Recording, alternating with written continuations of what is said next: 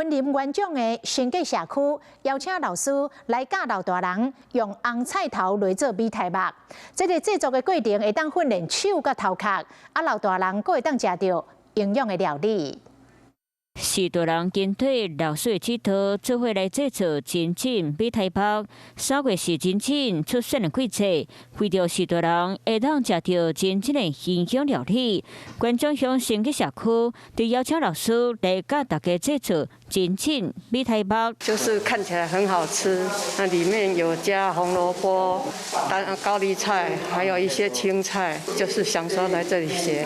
这边用到食材是在地农民家己种做的真正，加真正加做汁，搁加米粉等等材料，用手来炖米苔目，嘛是大人学到无共款的料理方式。我们就教长辈用再来米粉加红萝卜原汁哈，让他们也知道说红萝卜原来可以这么多的变化。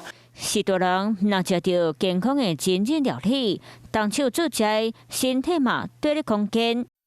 Hello， 我是张新文。想要抢先掌握最及时的新闻资讯吗？赶快订阅、按赞、开启小铃铛，锁定华视新闻 YouTube 频道。